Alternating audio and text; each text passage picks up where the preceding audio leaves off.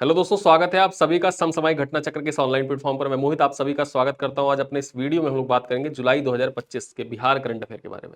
मैंने आपसे वादा किया था कि जुलाई 2025 तक के जो महत्वपूर्ण करंट अफेयर है वो 30 अगस्त के पहले पहले कंप्लीट हो जाएंगे। और उसी दृष्टिकोण से देखा जाए तो जुलाई 2025 तक के ये करंट अफेयर का देखा जाए तो ये वीडियो है। इसके बाद जितने जनवरी से लेके और जुलाई तक का जो वीडियो है, मैं कोशिश करूंगा कि उसका एक कंपाइल वीडियो बनवाया जाए, मास्टर वीडियो बनवाया जाए, ताकि मास्टर वीडियो जो 2-3 घंटे या 4 घंटे का वीडियो आसपास बनेगा, आपको सारे करंट अफेयर एक साथ एक जगह मिल जाए, जिससे आप आसानी से 2x पर देख के रिवाइज कर सकें। ठीक है, तो यहां पर हम लोग जुलाई 2025 के इंपॉर्टेंट करंट अफेयर, जितने भी महत्वपूर्ण करंट अफेयर आपके परीक्षा के दृष्टिकोण से टू द पॉइंट चर्चा करेंगे। कोई भी बात इधर उधर नहीं होंगी, सबसे पहली बात। और दूसरी बात यह है कि इस वीडियो की क्लास पीपीटी, पीडीएफ इत्यादि प्राप्त करने के लिए आप हमारे अगस्त महीने का पैकेज ज्वाइन कर सकते हैं। अगस्त महीने का पैकेज इसी वीडियो के देखा जाए तो पिन कमेंट में आप चेक करेंगे तो वहां पर अगस्त महीने का पैकेज है। उस अगस्त महीने के पैकेज को आप ज्वाइन करते हैं तो वहां पर आपको इस क्लास की प्रिंटेबल पीडीएफ मिल जाएगी। ठीक है, इस क्लास की पीडीएफ जो है वो आपको प्रोवाइड हो जाएगी वहीं पर। और साथ ही साथ देखा जाए जितने भी पीडीएफ हैं सारे आपको व्हाट्सएप ग्रुप में मिल जाएंगे। वो डेली करंट अफेयर की पीडीएफ हो, मासिक कंपाइलेशन हो पीडीएफ की, डेली करंट अफेयर पीडीएफ की, साथ ही साथ यूपी स्पेशल या बिहार स्पेशल की जो पीडीएफ है वो भी आपको वहीं पर मिल जाती है। ठीक है, तो आप हमारा मासिक पैकेज ज्वाइन कर सकते हैं। मासिक पैकेज का लिंक इसी वीडियो के पिन कमेंट में सारे मासिक पैकेज के लिंक दिए हुए हैं एक तरफ से। मासिक पैकेज पे आप ज्वाइन करने के बाद सिर्फ आपको करना इतना है कि आप हमारे हेल्पलाइन नंबर पे कॉल करिएगा। हेल्पलाइन टीम आपका पूरा सपोर्ट करेगी और वो आपको व्हाट्सएप कम्युनिटी में ऐड कर देगी। और उसी व्हाट्सएप कम्युनिटी में देखा जाए तो आपको प्रतिदिन जो प्रिंटेबल पीडीएफ है वो शेयर किया जाता है। ठीक है, तो चलिए स्टार्ट करते हैं। बिहार करंट अफेयर पढ़ो वही जो एग्जाम में आए। लास्ट टाइम देखा जाए 71वीं बीपीएससी में, सॉरी 70वीं बीपीएससी में देखा जाए तो करंट अफेयर के 9 क्वेश्चन आए हुए थे बीपीएससी के, जो बिहार स्पेशल के थे। ये 9 से 10 क्वेश्चन आए हुए थे और ये सारे 9 से 10 क्वेश्चन जो थे ये वीडियो से डायरेक्ट आए थे। मैंने स्क्रीनशॉट बाकायदा शेयर किया था टेलीग्राम चैनल पे, आप जाके टेलीग्राम पे देख सकते हैं। पूरा पूरा स्क्रीनशॉट शेयर हुआ है और वहां पर जो पढ़ाया एग्जैक्ट लाइन तक, हेडिंग तक परीक्षा में आ गए थे। चलिए स्टार्ट करते हैं।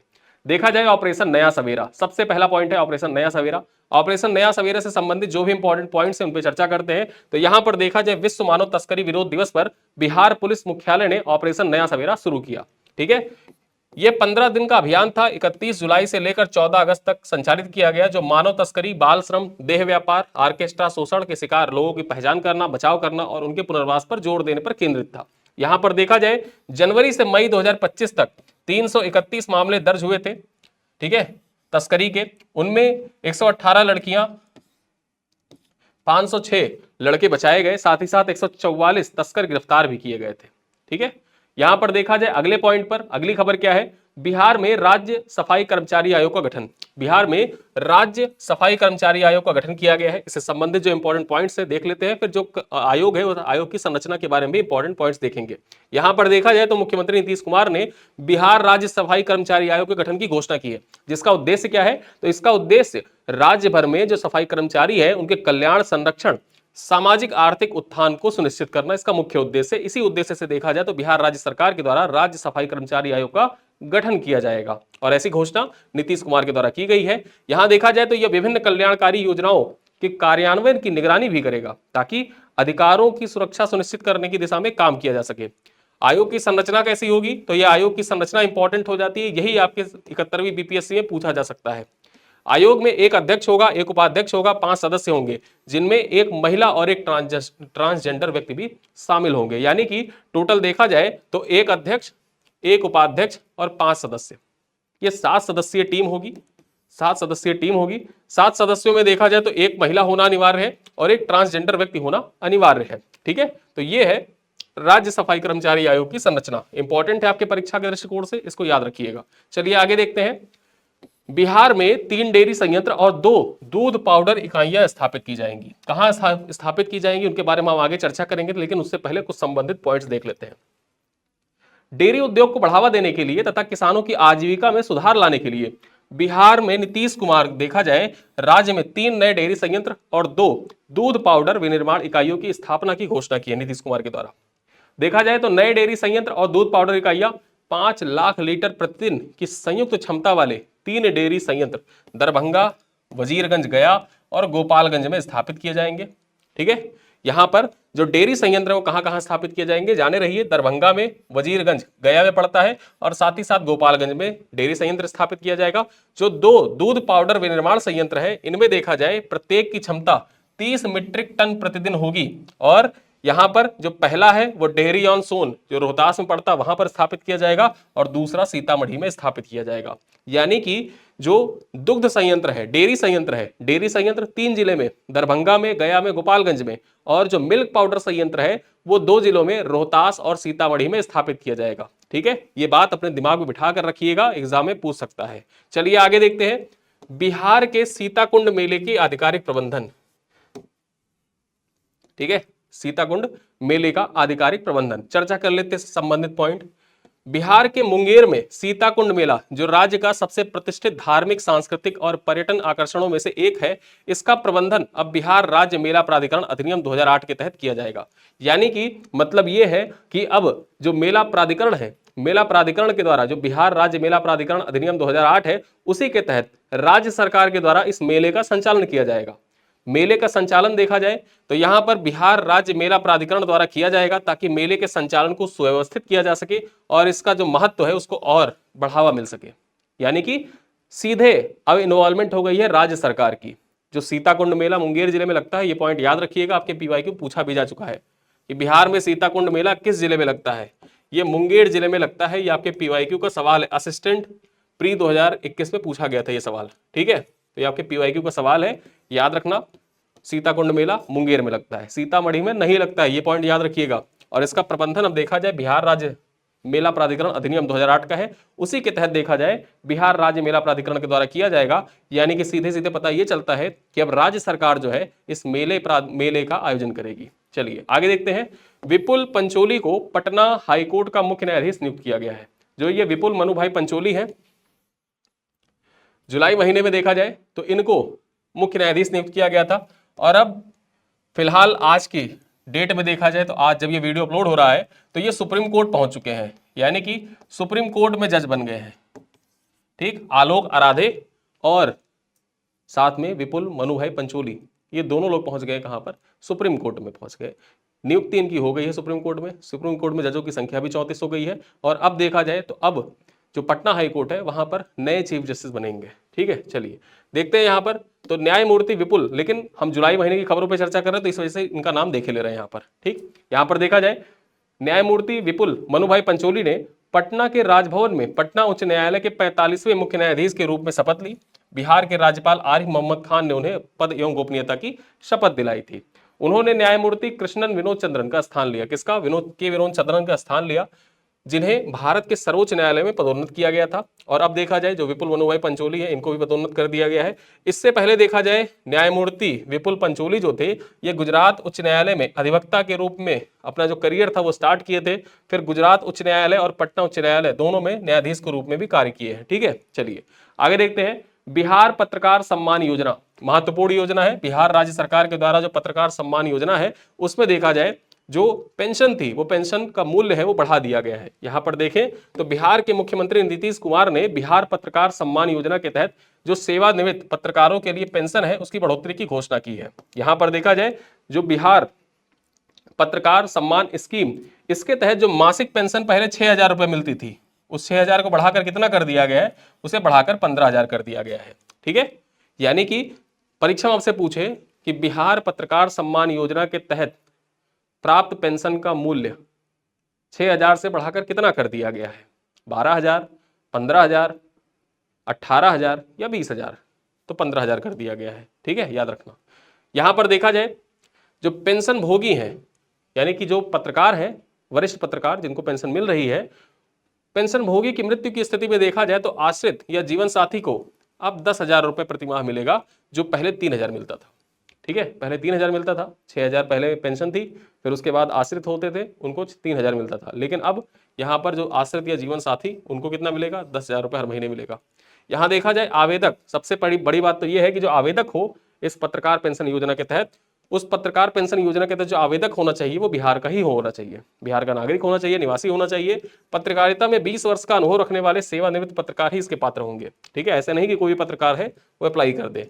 यहाँ पर देखा जाए योजना का लाभ उठाने के लिए आवेदक की आयु 60 वर्ष होनी चाहिए, 60 वर्ष की आयु पूरी हो जानी चाहिए, तभी वो जो पत्रकार है उसको इस योजना का लाभ मिल सकेगा। अब आइए चलते हैं बिहार में मुफ्त बिजली और सौर ऊर्जा पहल।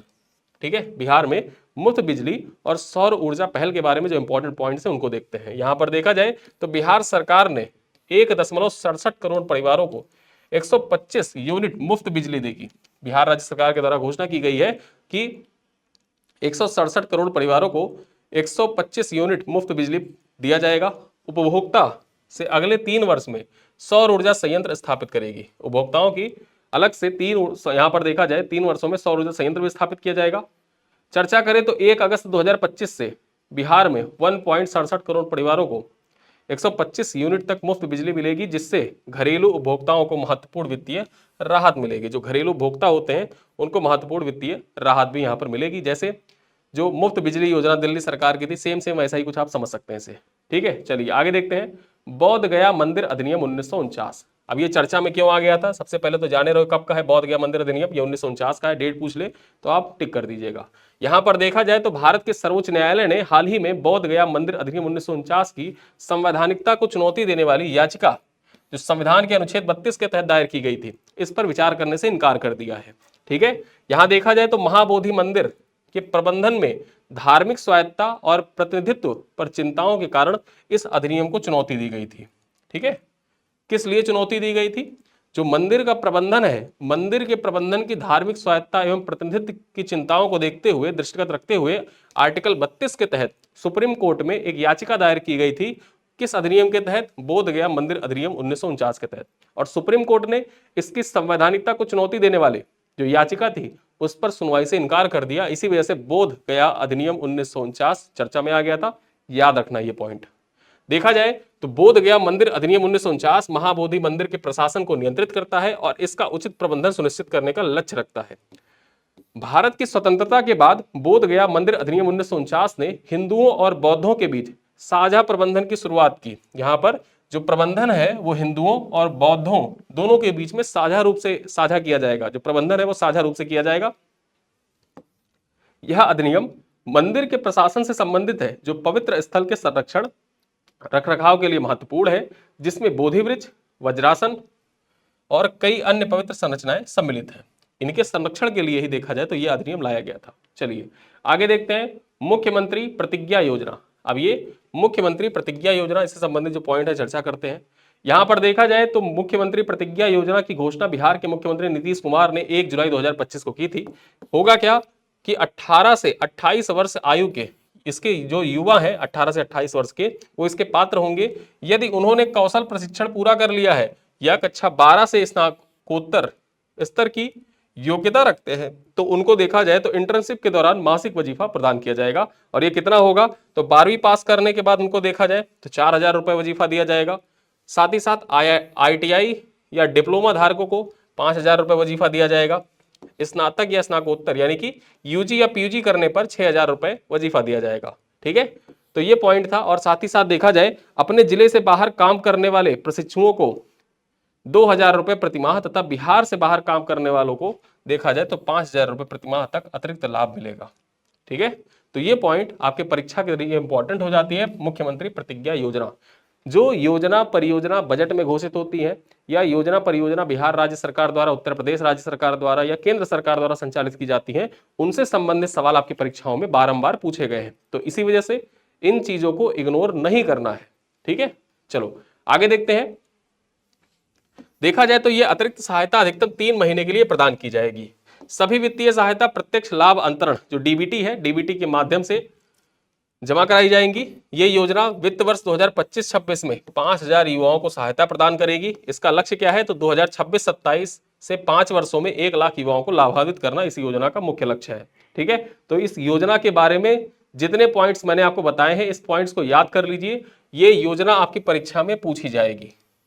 चलिए आगे देखते हैं। अगली खबर क्या है? मुख्यमंत्री कलाकार पेंशन योजना, एक स्कीम और आ गई।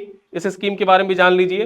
तो बिहार मंत्रिमंडल ने कम से कम 10 वर्षों से शास्त्रीय, दृश्य, प्रदर्शन कला में लगे कलाकारों के लिए नई पेंशन योजना को मंजूरी दी है। 50 वर्ष से अधिक आयु के जो पात्र कलाकार हैं जिनकी वार्षिक आय देखा जाए तो 1.2 लाख यानी कि 1,20,000 रुपए तक है, उनको देखा जाए 1,20,000 रुपए तक या उससे कम है, उनको 3,000 रुपए मासिक पेंशन मिलेगी इस योजना के तहत। ठीक है, तो मुख्यमंत्री कलाकार पेंशन योजना के तहत देखा जाए तो कितना दिया जाएगा, जो पेंशन है वो 3,000 रुपए दिया जाएगा। 3 के यहाँ पर आप जाने रहिए। आगे चलिए चर्चा करते हैं। बुद्ध सम्यक दर्शन संग्रहालय और स्मारक स्तूप का उद्घाटन किया गया है। इससे संबंधित जो महत्वपूर्ण पॉइंट है, बहुत महत्वपूर्ण है, ये बहुत इंपॉर्टेंट है। ठीक है, चर्चा करते हैं। तो 29 जुलाई को बिहार के वैशाली में बुद्ध सम्यक दर्शन संग्रहालय और स्मारक स्तूप का उद्घाटन नीतीश कुमार के द्वारा किया गया। यहां पर देखें 550 करोड़ रुपए की लागत से निर्मित इस स्मारक के एक प्रमुख पर्यटन और आध्यात्मिक स्थल बनने की उम्मीद है। इसमें भगवान बुद्ध की अस्थि कलश जो अवशेष है वो स्थापित है। इसका निर्माण सीमेंट और कंक्रीट के बिना एक अद्वितीय पत्थर आधारित तकनीक का उपयोग करके बनाया गया है। जिस प्रकार से देखा जाए तो अयोध्या में राम मंदिर बनाया गया है, सेम उन्हीं राजस्थान के पत्थरों का प्रयोग कर इस बुद्ध सम्यक दर्शन संग्रहालय और स्मारक स्तूप का निर्माण किया गया है। भविष्य में देखा जाए तो एक बौद्ध पर्यटक स्थल के रूप में विकसित होने की पूरी उम्मीद है। और कहां पर यह बनाया गया है, ये वैशाली में बनाया गया है। इसका उद्घाटन किसने किया है, तो नीतीश कुमार के द्वारा इसका उद्घाटन किया गया था 29 जुलाई 2025 को। चलिए आगे देखते हैं। बिहार का पहला परमाणु ऊर्जा संयंत्र नवादा जिले में बनेगा। बिहार का पहला परमाणु ऊर्जा संयंत्र, डायरेक्टली आपसे सवाल पूछे कि कहां बनेगा, तो ऐसे सवाल आपसे परीक्षा में पूछे जाते हैं, नवादा जिले में बनेगा।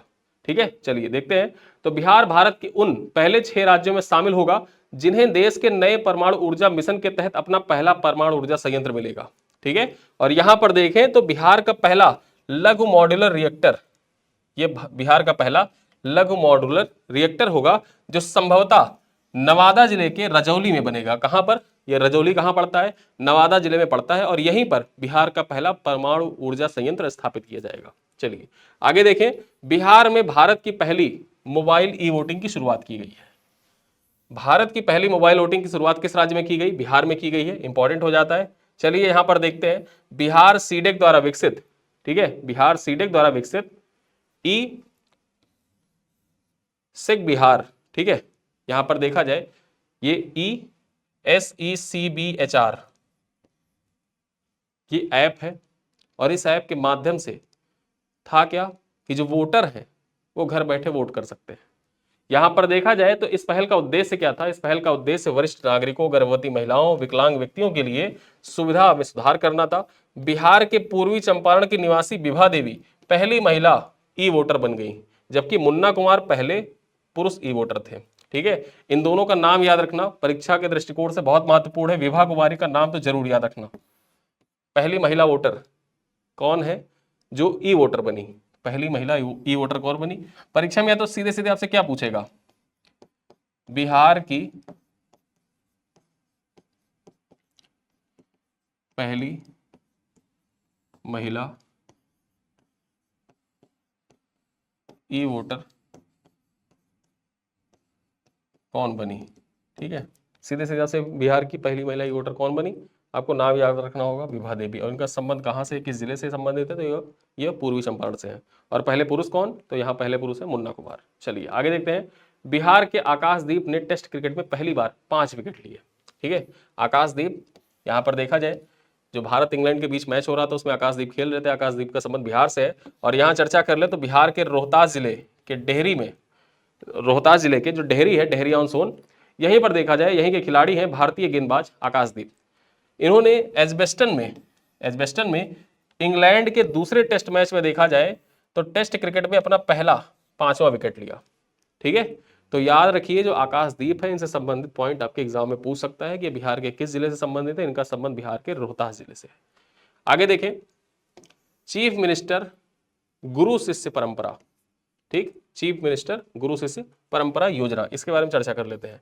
यहां पर देखा जाए बिहार सरकार ने राज्य की सांस्कृतिक विरासत को संरक्षित करने के उद्देश्य से मुख्यमंत्री गुरु शिष्य परंपरा योजना शुरू की है। इस योजना के तहत देखा जाए तो दुर्लभ लोक कलाओं, संगीत विधाओं और चित्रकलाओं को पुनर्जीवित किया जाएगा। ये जो गुरु शिष्य परंपरा योजना है, इसके तहत होगा क्या कि जो दुर्लभ लोक कलाएं हैं, संगीत विधाएं हैं और चित्रकला को पुनर्जीवित किया जाएगा इसके तहत। अब ये इंपॉर्टेंट क्यों हो जाता है, गुरु शिष्य सोच के आप यही सोचेंगे कि स्टूडेंट और टीचर के बारे में कोई योजना है, लेकिन यहां पर क्या है, ये दुर्लभ कलाएं, संगीत विधाएं और चित्रकलाएं, ठीक है, जो प्राचीन काल में गुरु द्वारा शिष्य को प्रदान की जाती थी उससे संबंधित है।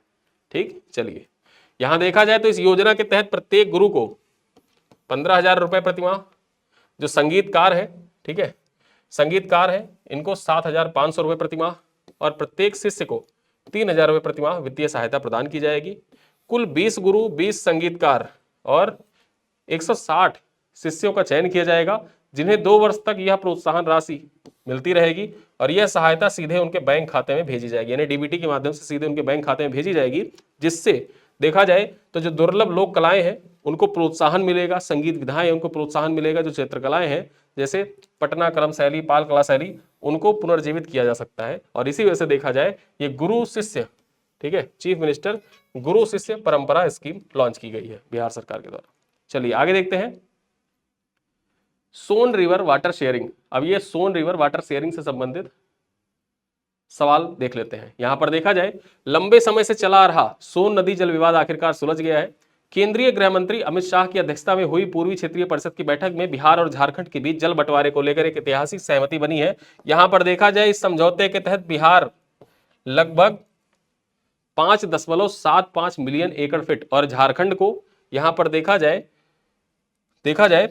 तो 2.00, ठीक है, 2.0 या 2 मिलियन एकड़ फीट पानी जो है ये आवंटित किया गया है। ठीक है, जो सोन नदी है, सोन नदी का 5.75 मिलियन एकड़ फीट बिहार को और 2 मिलियन एकड़ फीट झारखंड को आवंटित किया गया है। आगे देखें, पटना में भारत की पहली मैन होल एम्बुलेंस सेवा शुरू की गई है। ठीक है, भारत की पहली मैन होल एम्बुलेंस सेवा कहाँ शुरू की गई है? पटना में शुरू की गई है। देखते हैं यहाँ पर, तो हाल ही में पटना में टूटे और खुले मेन होल कवरों की मरम्मत के बाद भारत की पहली मेन होल एम्बुलेंस सेवा शुरू की गई है। पटना नगर निगम की इस पहल का उद्देश्य क्या है?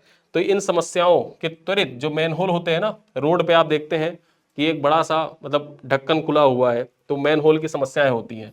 यहाँ पर क्या, ये जो समस्याएं हैं, मैन होल की समस्याएं, इनका त्वरित समाधान किया जाए, इनका स्थायी समाधान प्रदान करना, और जिससे सुरक्षित सड़कें और तेज मरम्मत सुनिश्चित हो सके। इसी वजह से देखा जाए तो एम्बुलेंस, मैन होल एम्बुलेंस की शुरुआत की गई है पटना में।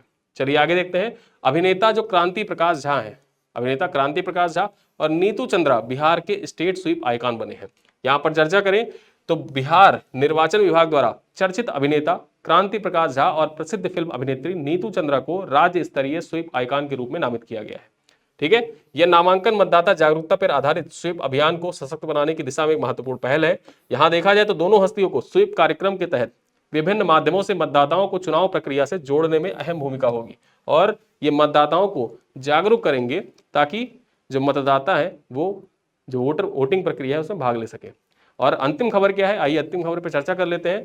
तो 10वीं जूनियर राष्ट्रीय रग्बी 7 चैंपियनशिप अंडर 18, यहां पर चर्चा कर ले।